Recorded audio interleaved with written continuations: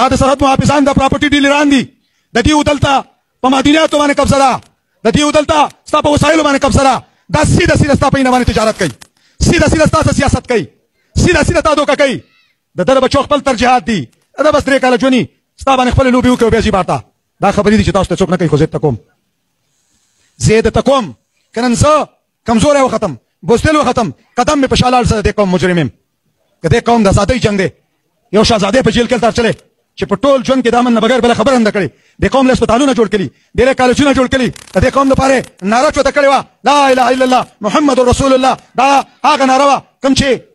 د ریاست مدینه په وخت کې چوته شوې وه تاسو څوک نه پرېږدي خو یاد دې وساتي یو حقیقي حکمراني ده چې د رب ده یو مجازي حکمراني ده چې د دی ده حقیقي حکمران چې کوم دی ستاسو ملګری دی د الله مدد ستاسو سره دی ګنې دا ټول راټول شوي وو ویې والو ټارچر یې کړو ویې نیولو املاک دوکانونه بند تجارت یې بند کړو دنګتیان یې راکړې ماشومان یې پکې وتښتول قسم په رب لایسال چې زما حوصله به هره ورځ دې ورته پړاوېده قسم په خدای کوم یوه ورځ په ذهن کې دا راغلي په سوچ کې دا راغلي چې زه د خپل موقف نه 1 سنټیمټر وروسته لاړ شم هره ورځ به مې نوې جذبه په دې سینه کې کېناسته چې نن ته د قوم بیرغ د سره علم دی اخیستی که دا جنډه نه وغورځېده د رسول الله صلی الله علیه وسلم یو جنګ به راپه یادېده یو صحابي له جنډه ورکړه ویل دا واله که ته شهید شې دې له یې ورکړه که دغه شهید شې دې له یې ورکړه او که هغه هم شهید شي بیا یې فیصله وکړئ چې چا له یې ورکوئ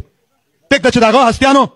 په هغه دور په دې کې فرق خو چونکې ما د حق جنډه ګڼله چې زما څه د حق اواز دی په هغه وجه باندې بر ورځ ما ته نوې نوې جذبه ملاوېده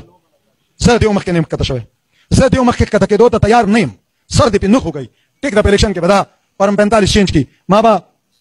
1100 ووټ اخیستی دا به 11 کړي بل به 10 وټ اخیستی دا به 110 کړي دا کېدی شي حراوېدو مطلب دا دی چې دا ما هلته په چالي حراوېدو مطلب دا دی نن چې ورته زه ولاړ یم چې د جبر مخکې ولاړ یم د ټوپک مخکې ولاړ یم د طاقت مخکې ولاړ یم د ظالم مخکې ولاړ یم هېڅ والله که په دې ټایم کې زما د دې قوم کار په سوچ کې راغلی چې په کوم ځای کار پاتې دی ترجیحات زما بدل شوي وو د کار سایډ ته نه یم تللی د دې قوم د ازادۍ جنګ طرف ته تللی یم تر څو پورې چې سیاست په پاکستان کې آزاد نه کوي تر هغه پورې سوچ مه کوئ ښایسته څادر به دې په غاړه وي ښایسته پکول به دي ګاډه به صحیح و ښایسته کور به دي خو په دې چیک پوینټ به دې ذلیله کوي دلته به حیثیت غلام ژوند تېری دلته به حیثیت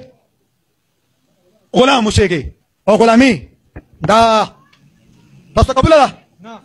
غلامي ته قبوله ده زه دې سټیج نه تمام طاقت ورته وایم